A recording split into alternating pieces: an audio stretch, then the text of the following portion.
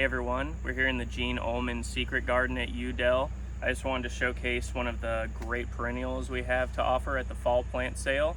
This is the white wood aster, or Eurybia divericata. So this is an example of how it's going to look in the trade gallon, and all around me is a mature version of the same plant. So this is an herbaceous perennial. It flowers from around like August through October, depending on where you live. It tolerates dry shade. It's going to get to about 1.5 to 2.5 feet, depending on like how tall the flower stalks are and how they're supported. It makes great for a woodland dappled shade or pollinator meadow type of garden that you want. And yeah, we'd love to see y'all out there at the fall plant sale on October 1st. Thank you.